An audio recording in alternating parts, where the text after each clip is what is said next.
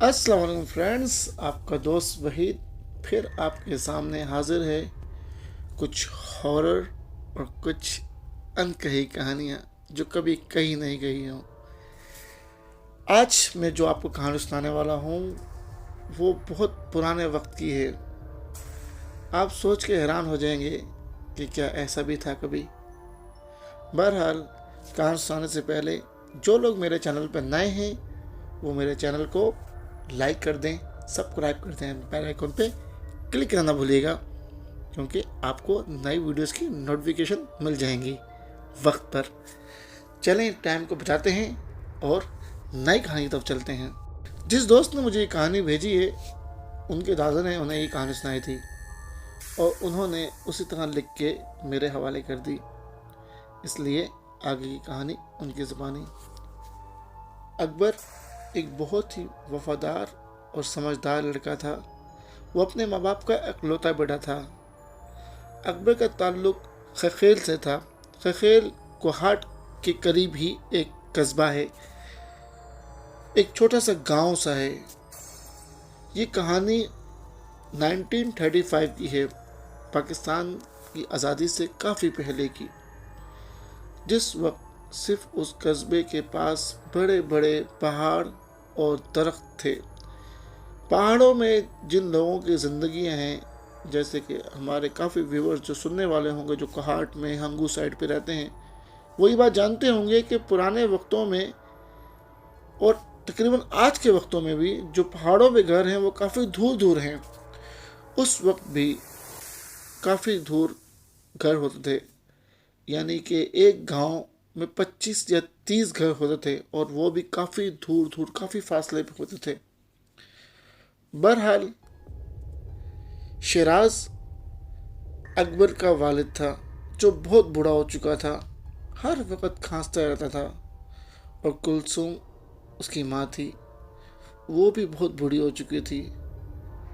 अल्लाह ने शादी के 15-20 साल के बाद शिराज के घर में अकबर जैसी नेमत बख्शी थी। जब अकबर अपनी जवानी पे पहुंचा तो शिराज बहुत बूढ़ा हो चुका था। अकबर वहाँ से पढ़ लिख के रोज़ी रोटी की तलाश में पेशावर चला जाता है। वो मेहनत दिन रात करता है और जो पैसे मिलते हैं उससे अपने माँ बाप का ख्याल रखता। वो एक बहुत ही वफादार बेटा था। उसने कभी भी अपने माँ बाप को किसी चीज़ की कमी नहीं होने दी थी। शिराज बहुत बूढ़ा हो चुका था, हर वक्त खांसता रहता अपनी मंजी पे पड़े हुए। कुछ हकीमों को दिखाया तो उन्होंने कहा कि तुम्हारे जिगर में ऐसा लगता है कि बहुत ज़ख्म हैं। उस ज़माने में डॉक्टर्स बहुत दूर हुआ करते थे। शहरों में अक्सर डॉक्टर गांव में आना पसंद ही नहीं करते थे या इस तरह के पहाड़ी इलाकों में जाना पसंद नहीं करते थे, इसलिए अक्सर लोगों को इलाज करवाने के लिए अपना रुख शहरों की तरफ करना पड़ता था। बहरहाल, अकबर ने अपने वालिद को कई दफ़ा समझाया था कि आप शहर जाके अपना इलाज क्यों नहीं करवा लेते या फिर मेरे साथ चलें पेशावर, लेकिन वो हर दफ़ा उसको टाल देता। उनके गांव में एक हकीम था, वो उसी से ही अपनी मरहम पट्टी करवाता, उसी से ही दवा लेता। हकीम इस दफ़ा शिराज को बोल चुका था कि तुम्हारे इलाज की मेरे पास कोई दवा नहीं। ये कोई ऐसा मर्ज दिखता है जो आगे जाके बड़ा हो जाएगा। अब शिराज के मुंह से खून की काफ़ी उल्टियाँ भी आती थीं, लेकिन हकीम का इल्म उसके सामने फेल हो चुका था। हकीम ने उसको जवाब दे दिया था कि तुम शहर चले जाओ और अपना इलाज करवा लो, लेकिन शिराज इस डर से शहर नहीं जाता था कि काफ़ी ज़्यादा खर्चा हो जाएगा। उसका बेटा बहुत मेहनत से पैसे कमा के उन्हें भेजता है और वो अपनी बीमारी का इलाज उन पैसों से नहीं करवाना चाहता था। बहरहाल, उसने देखा था कि 2 वक्त की रोटी वो अच्छी से चल रही है, इसलिए वो हकीम से ही बार बार दवा ले आता, देसी टोटके आजमाता रहता, लेकिन अस्पताल नहीं जाता। उसकी बीवी बहुत परेशान रहती, लेकिन वो किसी के ना सुनता। वक्त गुजरता जा रहा था। شیراز کی طبیعت خراب ہوتی جا رہی تھی، لیکن وہ دھیان نہیں دے رہا تھا۔ اس کی ماں، جو پورے محلے میں مشہور تھی کیونکہ وہ شروع سے ہی کپڑے سیتی تھی، ہر کوئی محلے میں اسے جانتا تھا۔ اس آبادی میں گنتی کے 25 گھر تھے، سب ایک دوسرے کو جانتے تھے۔ تقریباً سب کے کپڑے اس کی بیوی ہی سیتی تھی۔ کلثوم بی بی کو کلثوم آپا بھی کہا جاتا تھا۔ تھوڑے دن کے بعد شیراز اپنے گھر میں اپنے بیٹے کو کسی نہ کسی بہانے سے بلوا لیتا اور وہ اپنے گھر میں آ کے حال چال پوچھ کے چلا جاتا۔ 2 ہفتے میں ایک دفعہ اکبر اکثر اپنے گھر میں چکر لگاتا، یا پھر وہاں سے کوئی جا رہا ہوتا تو شیراز اس کے ہاتھ میسج بھیج دیتا کہ اکبر کو بولو گھر میں چکر لگا لے، کیونکہ وہ ان کی آنکھوں کا تارا تھا، ایک ہی بیٹا تھا۔ بہرحال ایک دن شیراز کی طبیعت رات کے وقت کافی خراب ہو گئی۔ وہ کچھ دیر تو کھانستا رہا۔ اس کی بیوی نے اس کے سامنے ٹیبل پہ پڑی ہوئے میڈیسن اس کو پلا دی، لیکن شیراز میڈیسن پینے کے بعد لیٹ گیا اور اس کے بعد اس کی کھانسی بند ہو گئی۔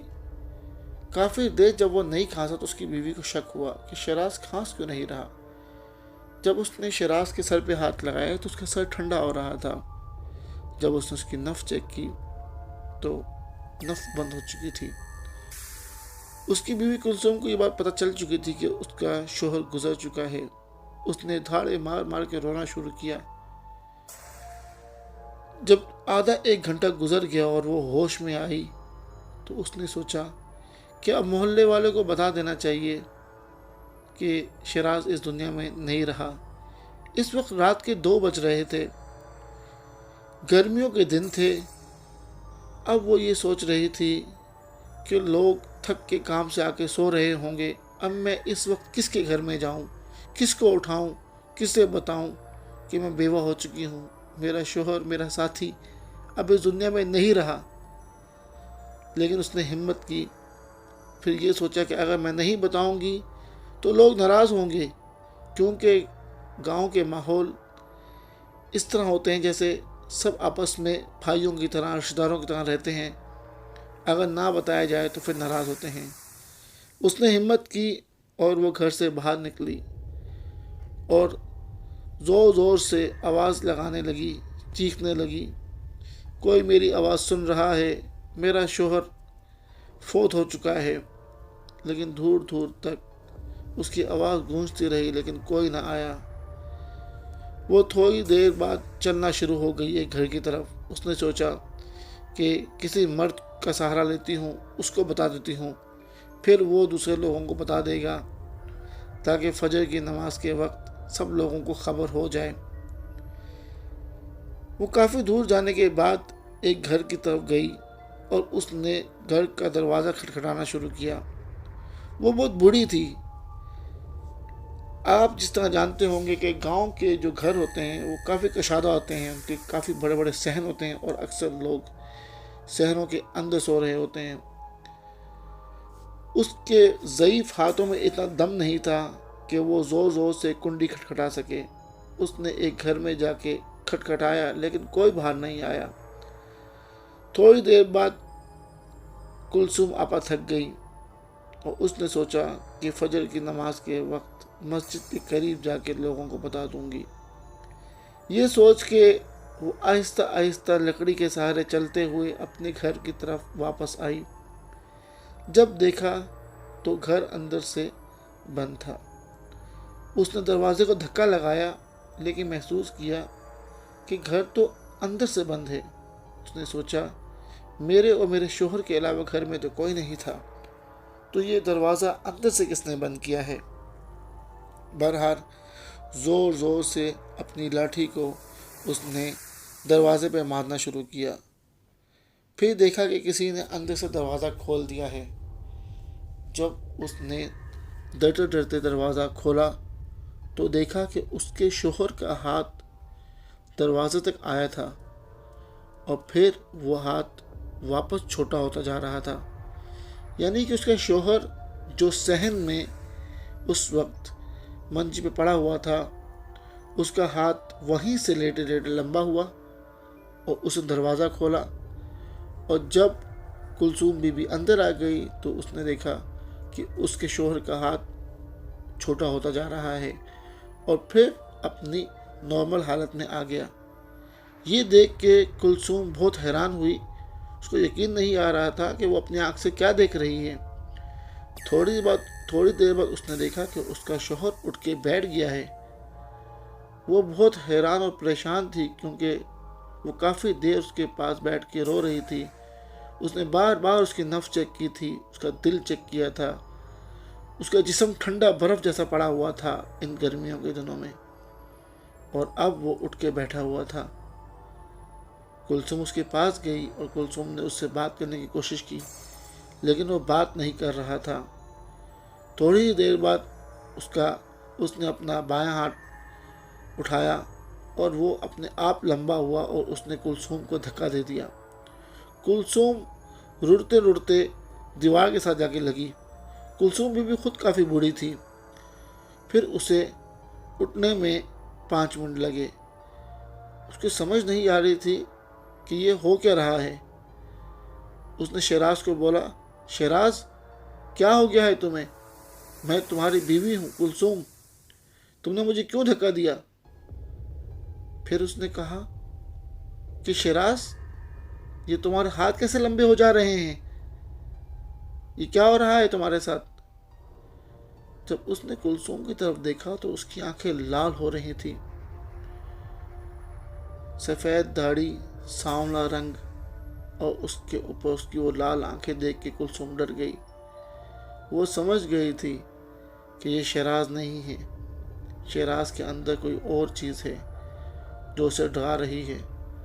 बहरहाल वो अपनी लाठी का सहारा लेते हुए आहिस्ता आहिस्ता घर से बाहर चली गई और फिर दरवाज़ा बंद कर दिया और उसके बाद दोबारा से एक घर की तरफ चलना शुरू कर दिया। जब वो एक पड़ोसी के घर की तरफ पहुंची तो उसने अपनी लाठी से उस दरवाजे को ज़ोर ज़ोर से मारा। वहाँ से एक आदमी बाहर निकला और उसने कहा, कुलसूम आपा, रात के इस वक्त आप मेरे घर में आई हैं, क्या बात है, खैरियत तो है? कुलसूम ने धाड़े मार मार के रोना शुरू कर दिया और कहा, बेटा तुम्हारे चाचा अब नहीं रहे। गांव के लोग अक्सर बड़े बुजुर्गों को चाचा, चच्ची, मामू, ममानी के रिश्ते दे देते हैं। बहरहाल उस रिश्ते से उसने उस बच्चे को कहा, उस लड़के को कहा कि अब तुम्हारे चाचा इस दुनिया फ़ानी में नहीं रहे।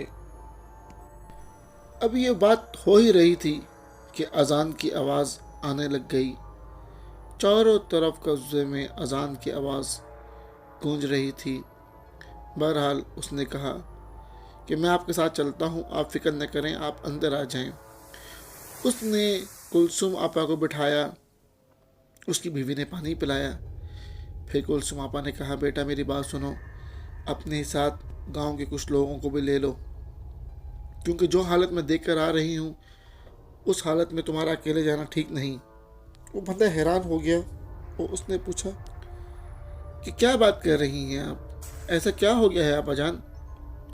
उसने कहा, बेटा मैं जब गई थी घर छोड़ के तो दरवाज़ा मैंने खुद बाहर से बंद किया था, लेकिन जब मैं आई और मैंने बाहर की कुंडी खोली तो दरवाज़ा अंदर से बंद था, जैसे किसी ने अंदर से कुंडी लगाई हो। और जब मैंने उसे खोलने की कोशिश की और ज़ोर ज़ोर से लाठियाँ मारी तो मैंने देखा कि तुम्हारे चाचा का हाथ लंबा हुआ और उसी ने दरवाज़ा खोला।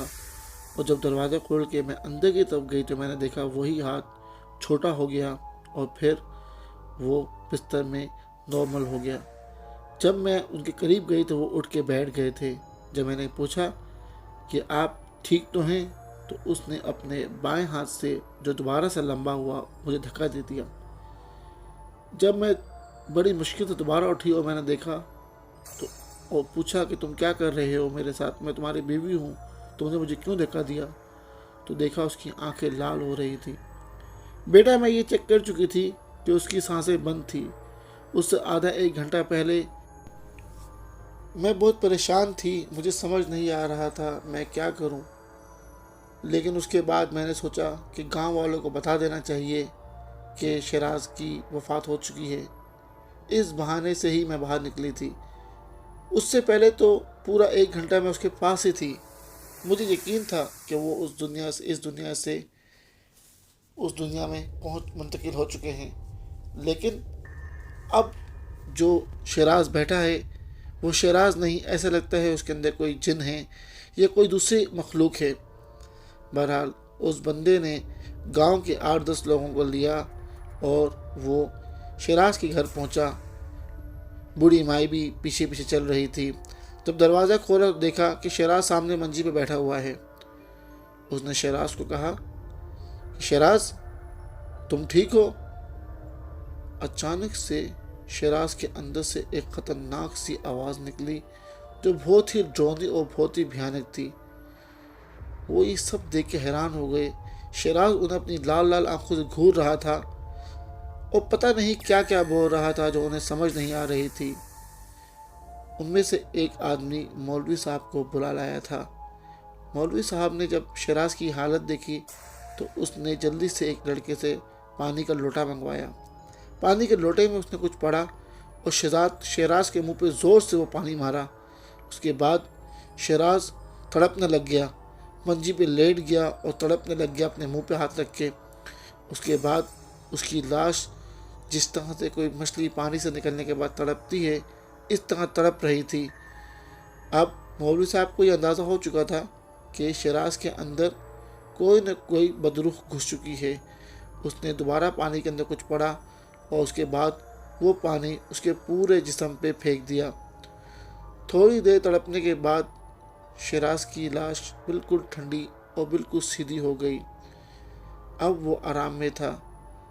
مولوی صاحب اس کے پاس گئے، اس کی نبض چیک کی تو ان کو اندازہ ہو گیا کہ شیراز اس دنیا فانی سے کچھ کر چکا ہے۔ سب لوگوں نے شیراز کو اس منجی سے اٹھایا، غسل دیا۔ ایک بندہ اس کے بیٹے کو خبر دینے پشاور نکل چکا تھا۔ 1 دن کے سفر کے بعد وہ پشاور میں تھا۔ اکبر نے اپنے والد کا جنازہ مولوی صاحب کے پیچھے پڑھایا۔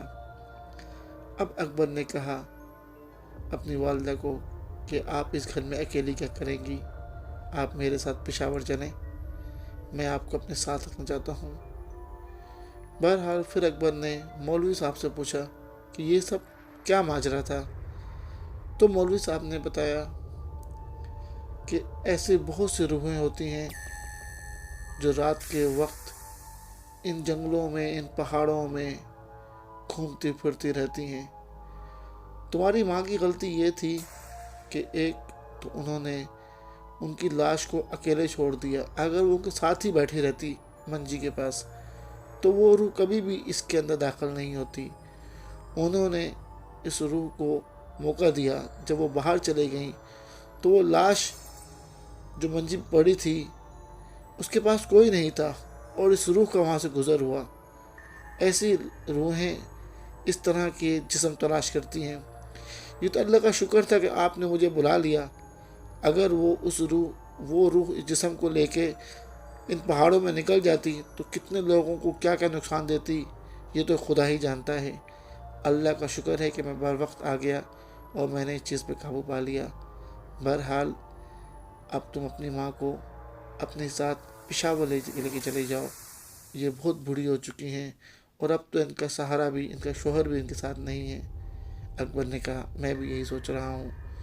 اس دن کے بعد اکبر نے اپنی والدہ کا سامان پیک کیا اور وہ انہیں اپنے ساتھ پشاور لے گیا۔ اکثر ہم لوگوں کو کچھ چیزیں اپنی زندگی میں نہیں دکھتی، لیکن وہ ہمارے مرنے کے بعد ہماری روحوں سے ملاقاتیں کرتی ہیں۔ اکثر کچھ روحیں جو بدروحیں بن چکی ہوتی ہیں وہ ایسے جسم تلاش کرتی ہیں جو مردہ ہوں، جو لاوارث ہو، اور وہ اس کے اندر گھس جاتی ہیں اور پھر لوگوں کو ڈرانا اور اس طرح کی حرکتیں کرنا جس سے لوگ خوف زدہ ہوں۔ یہ سب بدروحوں کا کام ہوتا ہے۔ بہرحال اس کہانی سے سبق تو یہ ملتا ہے کہ جب بھی کسی کی فوتگی ہو جائے تو اس لاش کے پاس ضرور کسی نہ کسی کو رہنا چاہیے، خاص طور پہ اگر وہ لاش ویرانے میں ہو۔ بہرحال اگر آپ لوگوں کو میری کہانی پسند آئی ہو تو میری کہانی کو لائک کریں، سبسکرائب کریں اور بیل آئیکن پہ کلک کرنا بھولیے گا، اور اپنے فرینڈس کے ساتھ زیادہ سے زیادہ شیئر کریں، اور اپنے بھائی وحید کو اجازت دیں۔ انشاءاللہ ملتے ہیں اگلی کہانی میں ایک نئی کہانی کے ساتھ۔ اللہ حافظ۔